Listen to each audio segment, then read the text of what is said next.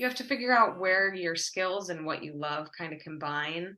Um, and that can translate into 10 different things rather than just one. You don't have to put all your eggs in the same basket.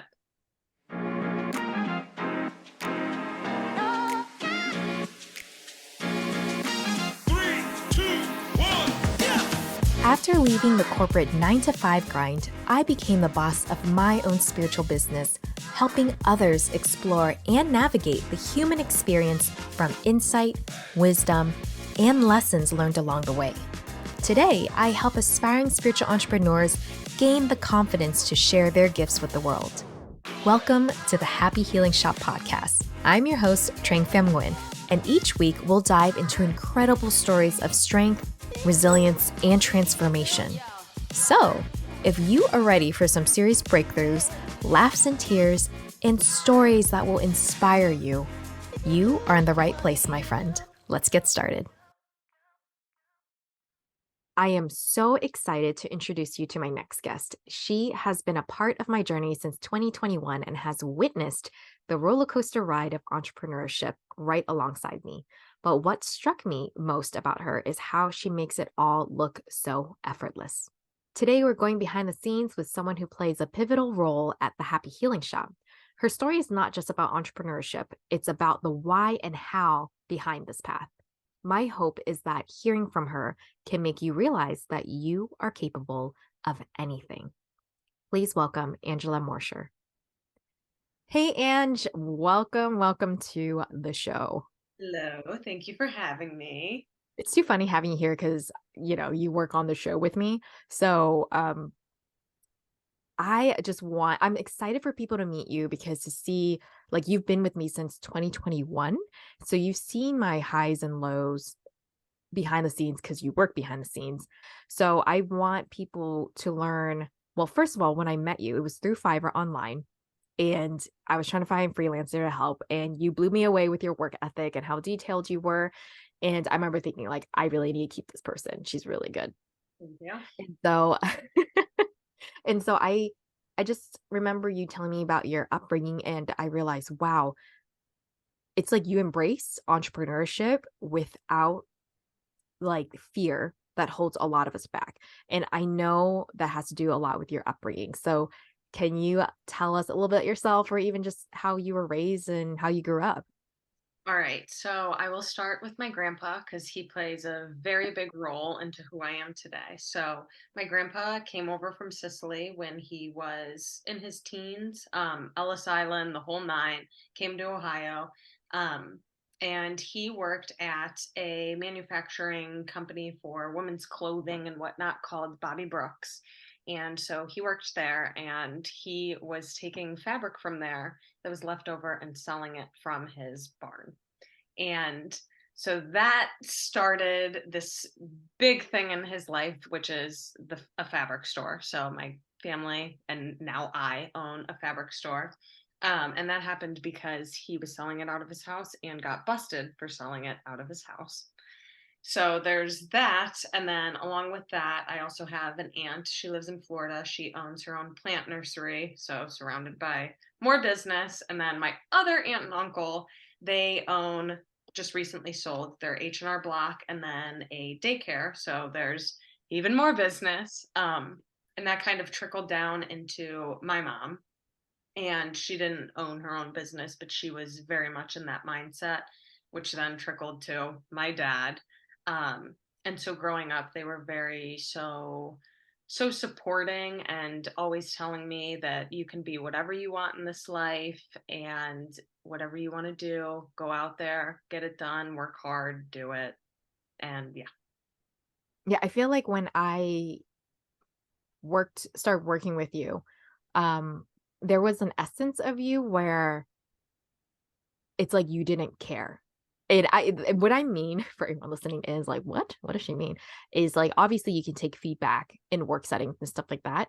But in terms of outside in your personal life, if people criticized you or they said things, you had this thing about you where you just roll things off your shoulders. Yeah. And So and you kind of didn't let people's words get in the way of whatever vision, dreams, goals that you had or what you were determined to do. And did that come from your parents or was that just something you were kind of always were like? Definitely a little bit of both. So let me read this to you. It's something my mom wrote to me in second grade, which has a big impact on me. And you can tell just from what I'm about to read you, and you can only imagine the other things I was told growing up, which makes me the way I am. So she wrote to me, remember, your only boundaries are what exists in your mind and imagination. You can and will accomplish whatever you set out to do in your life. So, with that being said, that's kind of just been my whole mindset growing up. And I don't really have any fear of what other people think or what other people say. Whatever I feel like I want or need to do, I'm going to do it. This is you at second grade, so that's like 8 years old. Yeah. Yeah, I see the difference in how it plays out in your adult life compared to many people I know that have self confidence, self esteem issues on going for something, and in their head, a lot of chitter chatter goes in their head. And it's like we have to address that in order to actually help them to actually do the things that get them to their goal. Um, Yes. because your grandparents or your grandpa and your aunt, they were entrepreneurs, what do you think that has instilled in you? A lot of never give up and work hard. And it's definitely taught me a lot of skills like growing up when I was little that I think most children didn't have. So I can remember being, this big, very, very, very young. And I was helping my grandpa like in the fabric store working and like, this is how you add this. This is how you add text to this. So it definitely instilled like those type of skills, but along with like the emotional type of skills, like no matter what you face in business or in life, because everything in business also translates into just your life is you can get through this, you'll figure it out. You take one step and another and so on. Yeah, and I think that's what I notice more in people with entrepreneurial mindsets or they have an entrepreneurial business is that um, when there isn't a problem, they kind of don't quit and say, okay, I'm gonna resort to a full-time job. You have to figure out different ways, solutions, pivot, and Mhm. and constantly adapt as the world is changing. And to someone that's not used to that, they're gonna say this is so exhausting. But because you have been exposed to that as a kid, growing up, it seems like a natural part of life. And in a way, I think, like you said, it kind of blends in to real life. So you're able to take strides in life a lot more um gracefully. Yeah, definitely. And what about your aunt that who owns a business and you told me she said something about the college degrees? Because you don't have a full bachelor's degree, do you? Correct. So I have an associate's degree in business management. And my aunt, one of the smartest people I know, she has 2 degrees from great schools. She's been very successful in her life. And when I was around 18 years old, she was helping me set up like my business license and vendor's license and whatever. And she had told me, she's like, I want to tell you that these 2 degrees, they really don't mean anything. Nothing could have taught me more than being a business owner. I feel like a lot of times, especially if you're an entrepreneur nowadays, I learned so much from YouTube, Google, people that have done it in their own lives, and they're just a few steps ahead of me. So I learned from the mistakes not to make from them. And, those are things you don't learn in school, and there's someone who's a baker and she told me she went to culinary school to learn to be a pastry chef, but they learned how to make some breads. They learned how to make roses on like a cake for designing. And that's it though. She said it was very basic, but then she learned so much more when she was a baker at a bakery. And they were like, we have these cake orders. You didn't make daisies. You didn't make like all these leaves and all these designs. And she had to, you just figure it out. You figure it out as you go. And I think, with you, the way you were brought up, it wasn't all of a sudden a new challenge for you. For anyone that's worked retail or hospitality and you keep doing a lot of those jobs, you learn that there's always a learning curve and you realize like I'm gonna get through it. It's fine. It's gonna be a little bit uncomfortable and like I have to ask a lot of questions in the beginning and it might seem annoying or that kind of stuff. But and then like 2, 3 months in, you're like, oh, this is just muscle memory at that point, right? Um, and I love what you said about your grandpa, what he told you about, and I think this was instilled in you here. I have here, if you work for yourself, nobody can ever take your job from you. Yeah. And so that goes back also. So when he worked at Bobby Brooks, he was laid off, and thankfully he had this fabric thing going at his house. And he realized nobody can ever take this away from me anymore. So that he was telling me since I was probably 5 years old. So that's always been like in the back of my head that if you work for yourself, nobody can take it from you, and you can get as much as you put into it, really. Did that instill fear in you though? No, I think the way he always said it to me was very lovingly and from a point of like, this happened to me, so now I know for this to be true. And just watching him run a business, and everything that he did, it it was coming from a place of love. So I knew like, okay, don't be afraid of it. So with being an entrepreneur, there's always things that come up. The world's changing. You have to pivot. That's how it is. So what are some highs and lows of entrepreneurship that you've seen with your grandpa and his business that you help run, but also especially like during the pandemic? So I'll start with back to him selling fabric out of his house.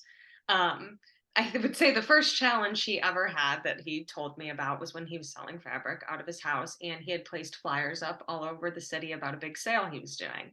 And the city came knocking and was like, "Sir, you cannot do this. This is illegal. You are not a business. You're in your home." So he had to quickly figure out, okay, what do I do now? So from there, he went and he opened a storefront, which still remains that I run now. And then from there, he expanded to 3 different storefronts. And then he's like, okay, well, the main one, the first one, does so much better than the other two. So let's take a step back. Let's close down those two, just keep the main one. And then, like, a high that he's had is he would have a lot of different people from ice skating and gymnastics and things like that coming in to buy fabric for their costumes and outfits.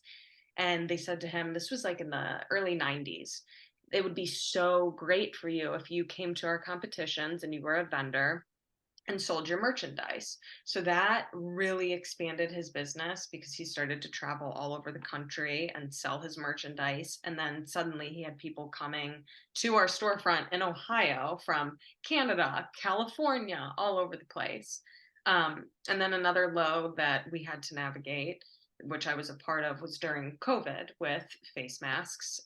People wanted to buy elastic and fabric for face masks, but we were closed. What do we do? So we had to navigate through that. Um, and then I had to figure something out for myself, like, okay, well, the store is closed. Nobody's making crazy clothing and outfits and whatever. So what do I do? So then that's when I went on Fiverr and I met Trang and was able to expand myself as a business, not necessarily the fabric store, but myself and the skills that I have. Yeah, and I think, you're great with we're really similar in fact by like organizing processes and stuff like that, right? And so I think sometimes people think I have to find my passion and go for that one thing. And a lot of times as I'm going through life now and, have more experience, it really is more so of taking the skill that you're good at, that you enjoy, but how can you take it to different parts, right?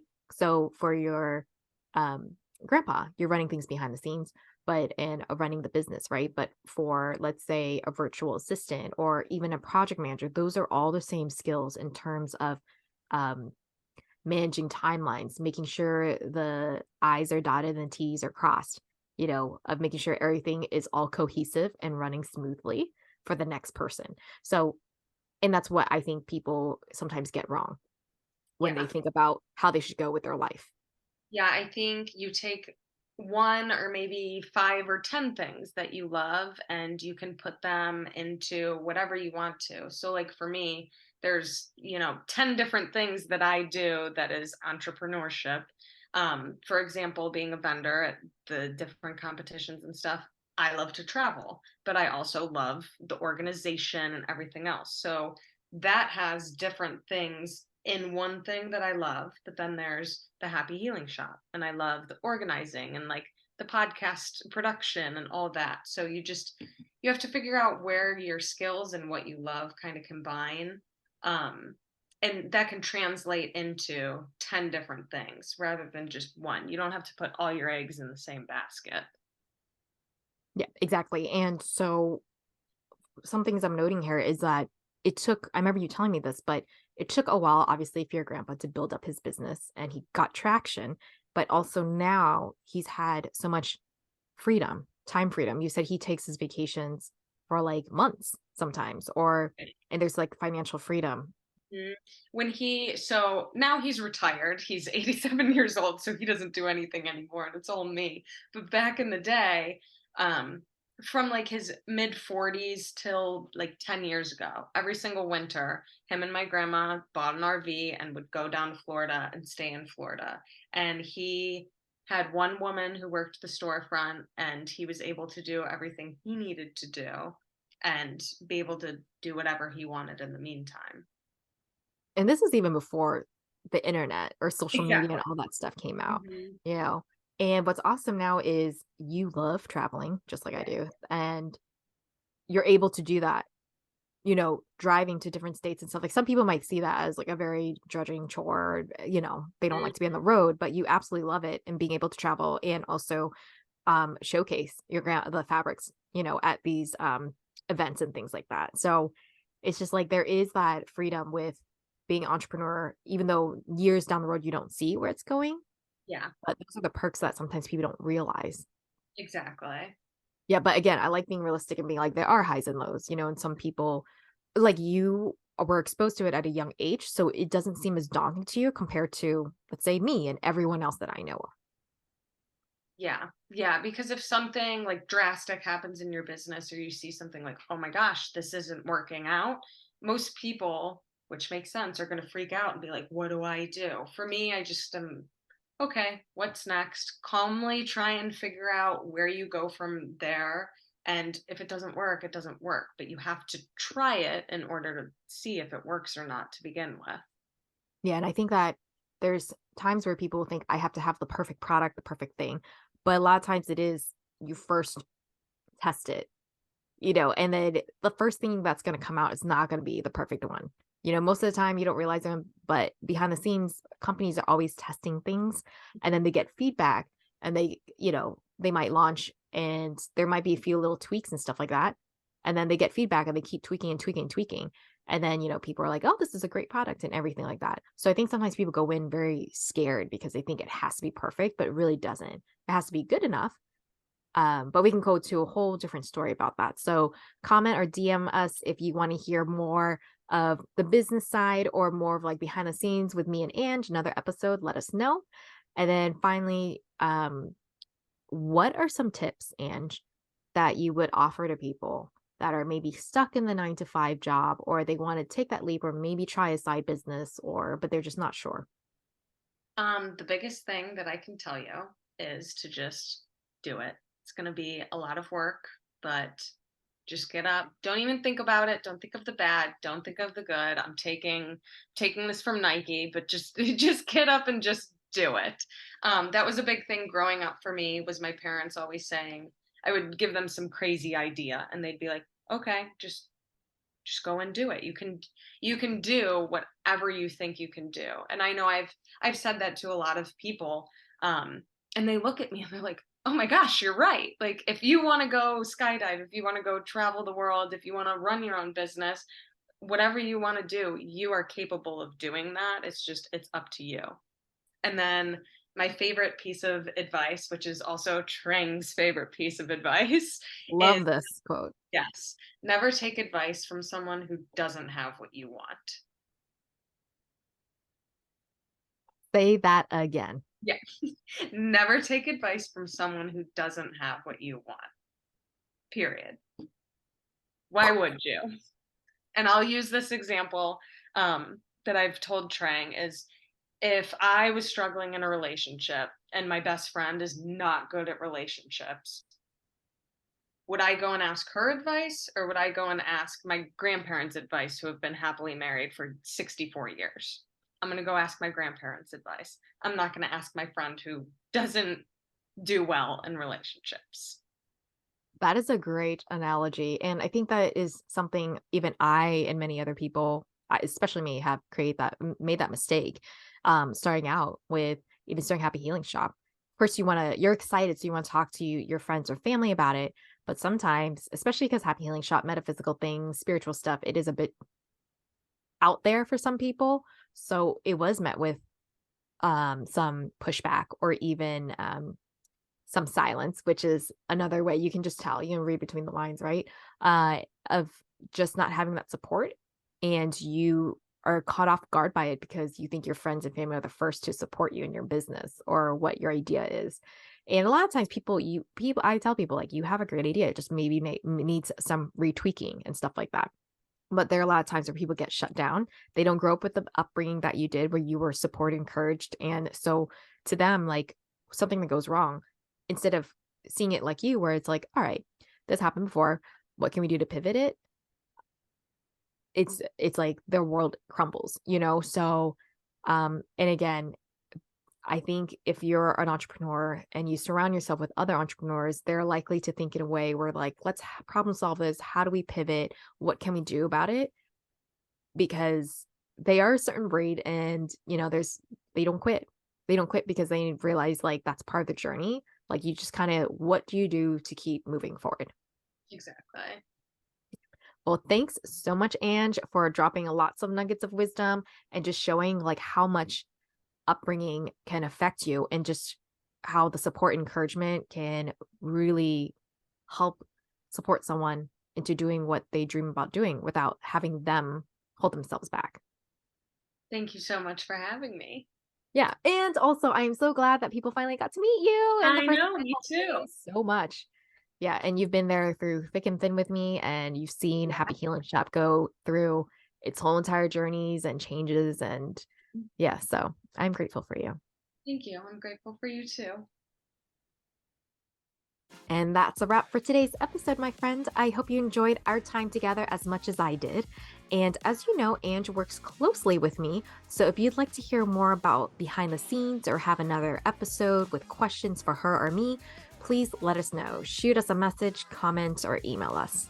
And remember, the fun does not stop here. It continues over at the Happy Healing Shop, where you'll find resources to help build your spiritual side hustle or business. And until next time, keep staying true to yourself, keep going for your dreams, and always remember that you are capable of extraordinary things. Until next time, stay awesome, my friend. Bye for now.